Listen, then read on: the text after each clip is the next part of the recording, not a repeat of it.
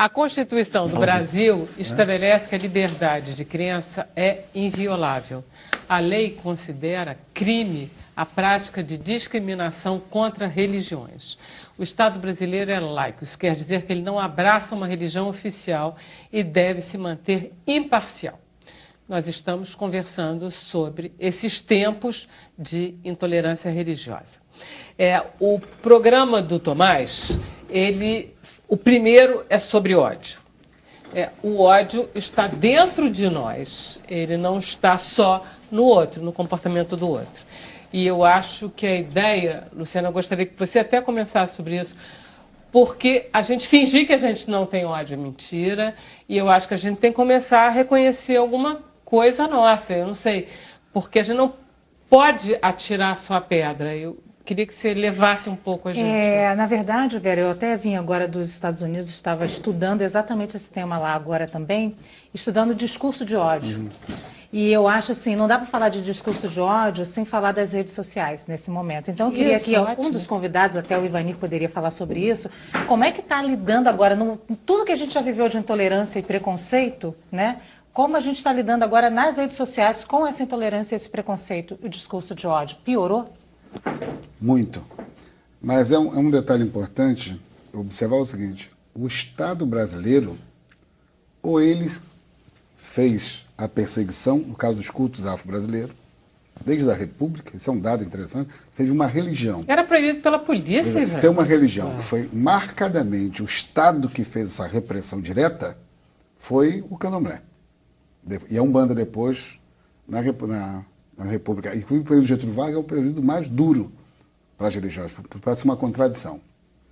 E depois, mesmo quando o Estado, aparentemente, ele já não promove a perseguição, ele é incitado por agente do Estado que usa a sua religião para perpetuar essa agressão. Isso é um dado importante. Então ele não é tão laico assim quanto se pensa. Deveria ser.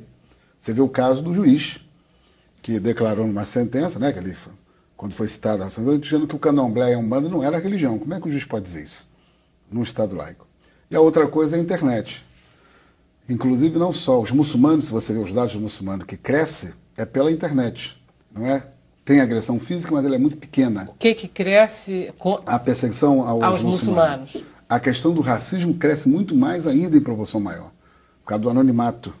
Né? E os cultos afro pelos meios de comunicação. Isso antes da internet. A televisão aberta, programas de certos setores evangélicos, faz essa pregação aberta até os dias de hoje. Então está ligado à introdução dos cultos evangélicos no Brasil, esse aumento da intolerância religiosa contra os cultos afros, André? Sim, está ligado porque esses de 20, grupos, né, 30 fazem... anos para cá. Por que isso acontece? Eles fazem uma leitura fundamentalista do texto bíblico, e a leitura fundamentalista do texto bíblico só pode incitar a intolerância. Por exemplo, você pega o Salmo 117 ou 114, não lembro, acho que é o 117. A Babilônia perseguindo o Israel, e um salmista fala: feliz do povo que espedaçar a cabeça de suas crianças numa pedra. Isso é um ato de extrema violência. Mas isso é o que o programa do Tomás, o cara fala, isso está em mim, mas eu tenho o poder de dominar isso. Eu não posso deixar que isso saia e vire a regra do jogo. Eu posso dominar isso, perceber que eu tenho essa incompatibilidade, porque inclusive você só combate o racismo se você se reconhece enquanto tal, senão você nunca vai combater absolutamente nenhuma intolerância. Finge que não existe. Finge que ele não faz parte de mim, mas ele faz parte sim. E no discurso religioso isso vai estar colocado. E atrelado diretamente a uma relação de poder político, poder institucional. E aí o que o Ivani diz a respeito da República. E a República é antes, porque quando o processo de discriminação da comunidade negra, e aí, por consequência, no Brasil, das religiões de matriz africana, elas têm a ver com uma relação que é a relação do etnocentrismo. Quando a Europa domina, ela diz o quê? O branco é o que tem o poder, então o negro, a África, não tem poder, são povos selvagens, eu posso fazer o que eu quiser lá, até escravizar e trazer para cá. É daí que a gente tem todo esse processo que a gente vai culminar na nossa república, que hoje a gente ainda está engateando para debater isso. Até onde ainda existe uma relação entre, por exemplo, no Brasil, o aumento da bancada evangélica e o não combate, por exemplo, a esses casos de intolerância religiosa contra religiões de matriz africana? Até que ponto... Existe essa relação, esse Jogo aumento? político. O jogo político mesmo está presente Está nisso? presente, eu não tenho dúvida que isso é uma proposta de poder. Isso é um projeto de poder. Isso não é um projeto gratuito de só eu defender o meu Deus, defender a minha religiosidade. Não, não. Isso é um projeto de poder que a gente vê que é a bancada que mais cresce há 10 anos no Brasil, é a bancada que mais cresce no Brasil.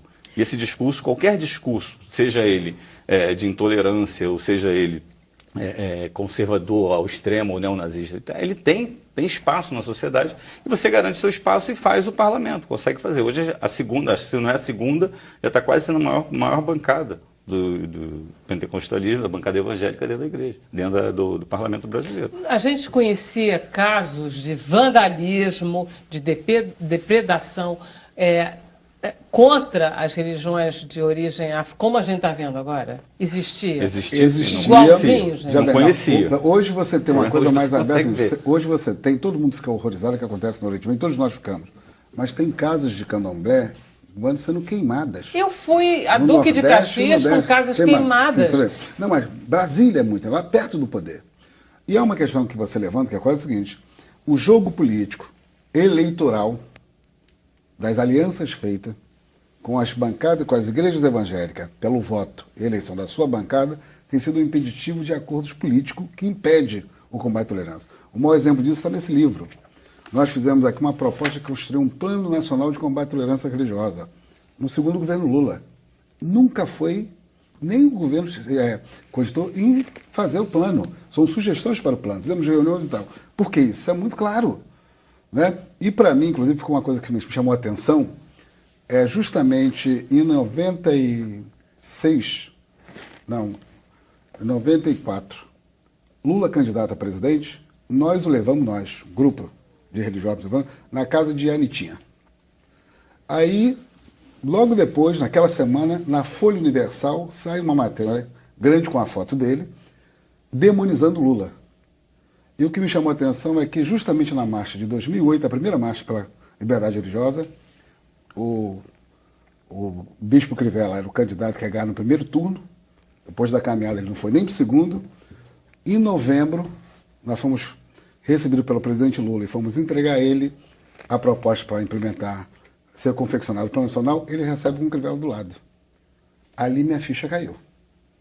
Eu comecei a perceber que no jogo da estabilidade política, ou de você segurar uma bancada, uma possibilidade de governar, esses grupos tinham muito mais força do que a gente pensava.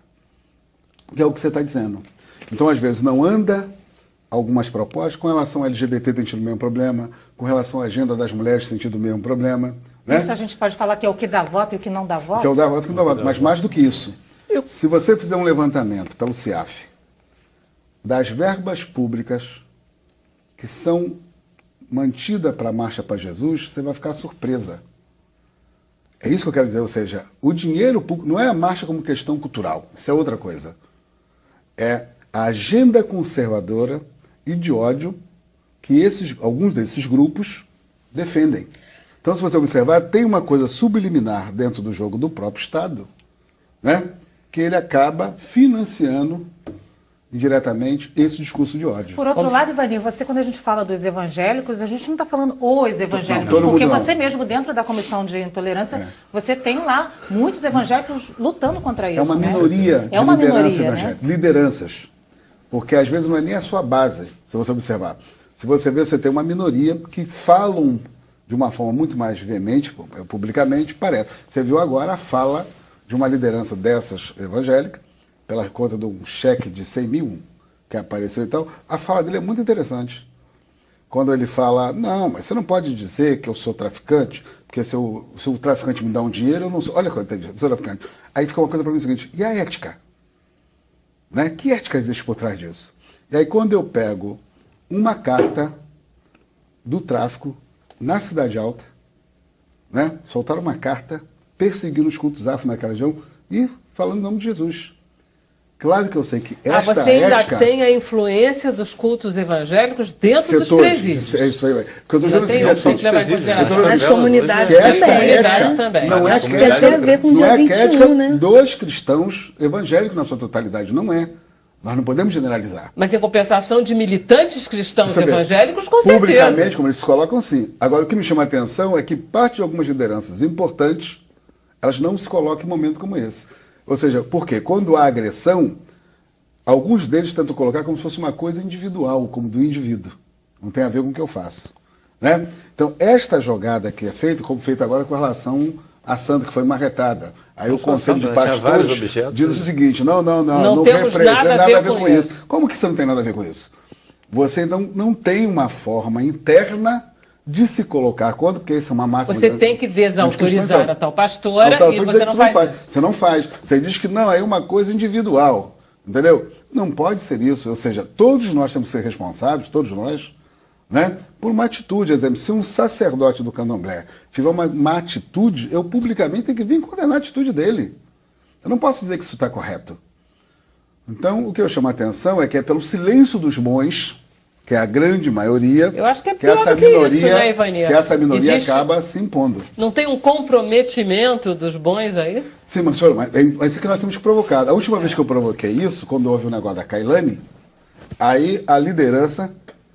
ela resolveu me atacar. A Kailane é a menina que tomou a pedrada. Tomou a pedrada. Eu resolvi nem respondê-lo.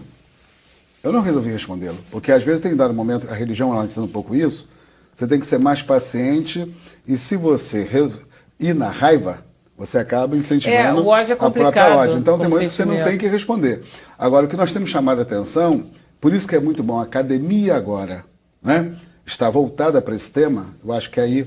a UFRJ, vai do Programa de História Comparada, do Laboratório da Experiência Religiosa, ela está dando uma contribuição importante, porque quando você chega na academia, as pessoas começam a ver que não é queixa de vizinho, né? Porque aí você tem dados, né? Tem uma análise... Mas eu queria voltar então com a Janete, com aquele dado que você mesmo deu, que é na escola principal, cenário de atuação de uma política discriminatória. Pois é, porque... a escola é laica, mas as pessoas não são.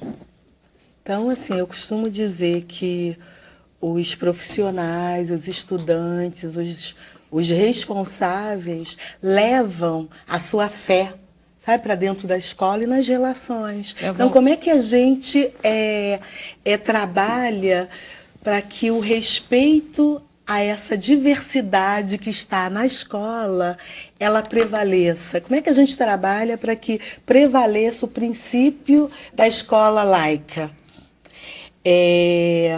Quando nós fomos fazer o Saravá, e o nome Saravá, ele veio de uma forma provocativa, para que a gente levantasse o debate sobre a intolerância dentro da escola, na sala dos professores, os colegas diziam assim, quando que elas vão colocar na mesa da sala trazer uma galinha preta?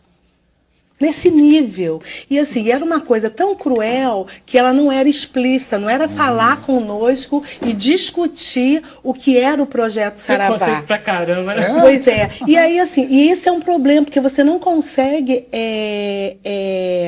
discutir com quem não se mostra. Mas as crianças também são preconceituosas? As crianças também. Agora, o que é interessante com as crianças? Elas não têm medo de expor os seus preconceitos. E aí quando elas expõem o preconceito, a gente trabalha. Na escola, como assim, ao longo da minha experiência, eu trabalho com preconceito.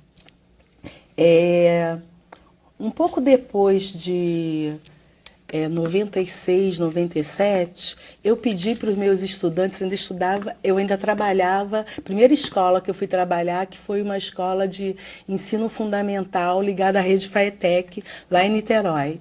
E aí eu pedi para os meus estudantes do 8º ano que eles fizessem uma analogia dos santos católicos, né, com os dias da semana dos orixás. E os meninos e as meninas começaram um movimento, eu não vou fazer isso. Ah, não, isso não é história.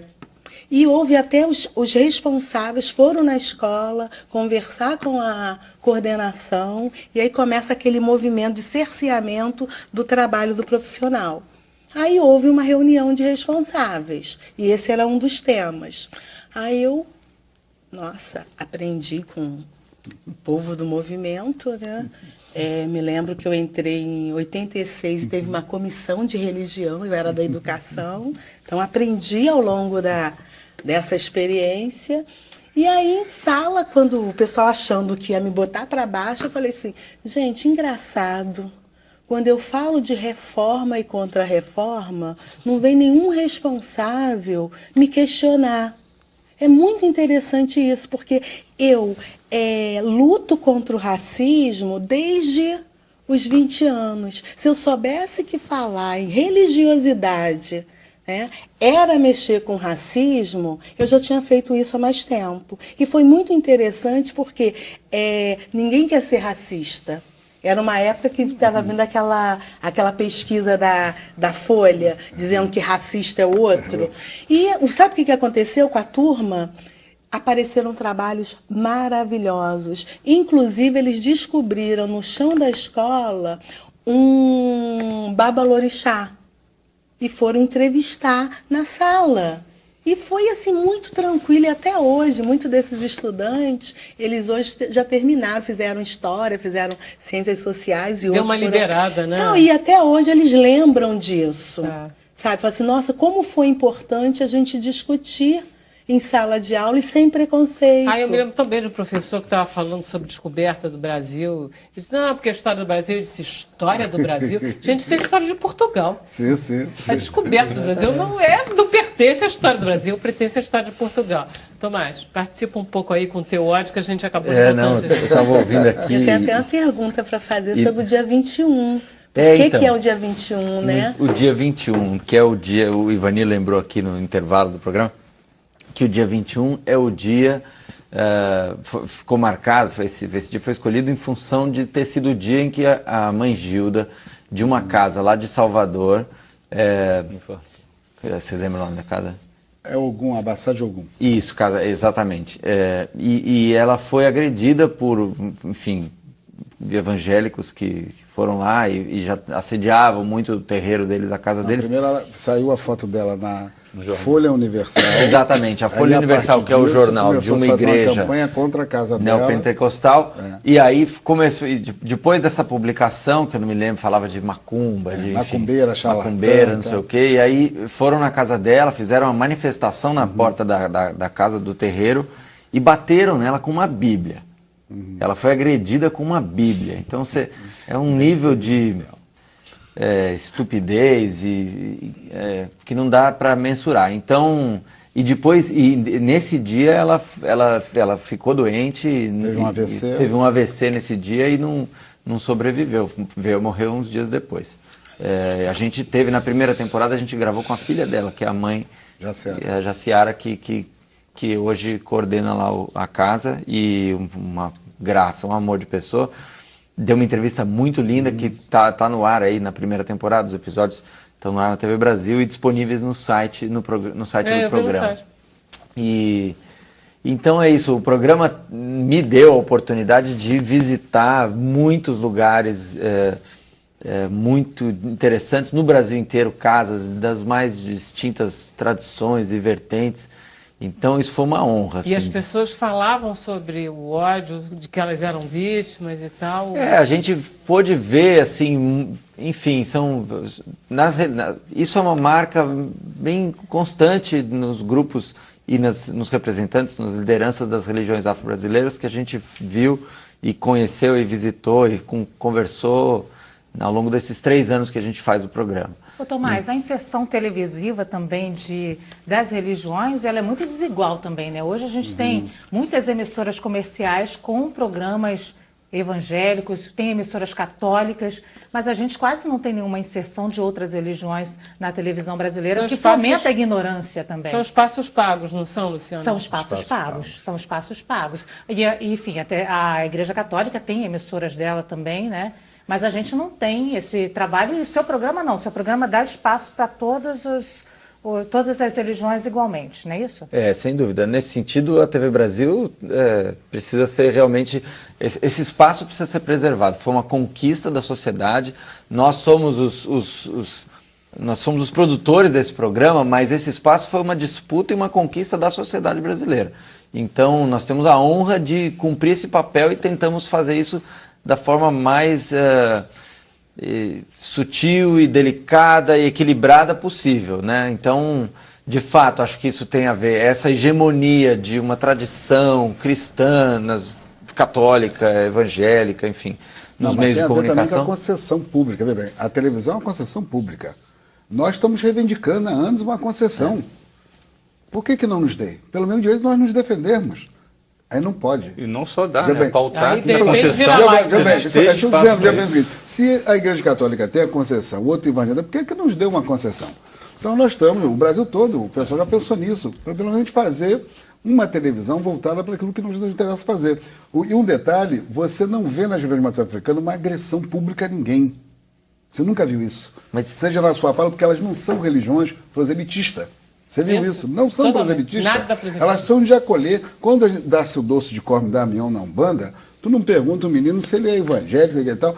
Hoje está proibido, mas antigamente os evangélicos entravam na fila, os meninos, para comer o doce. Hoje eles proíbem, não vai mais porque eles proíbem. O caruru, na Bahia, ninguém entra nisso. E observa bem, antigamente essa relação nas comunidades eram muito tranquilas. De 15 anos para cá que isso acabou. Está com dificuldade na relação com o vizinho, que você cria um mundo à parte. Aqui é o mundo dos eleitos, o resto, não. Essa é uma das questões. O discurso de apartheid é muito grande. Se você observar, nas comunidades pobres, inclusive. E não era assim. O Kleber Lucas, uma vez ele deu que é pastor e cantor evangélico, ele dá um depoimento muito bonito quando ele diz assim. Ele diz assim, eu jamais posso ser intolerante. Porque eu nasci numa favela em São Gonçalo, a minha parteira era mãe de santo da comunidade. Ele diz isso. Meus 3 irmãos, foi ela que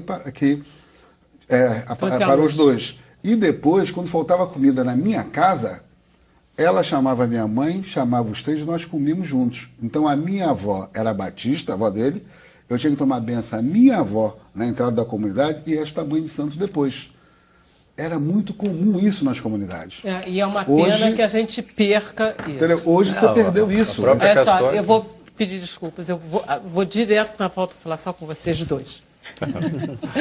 A gente vai para o intervalo, nós já voltamos. O Sem Censura é um programa da TV Brasil.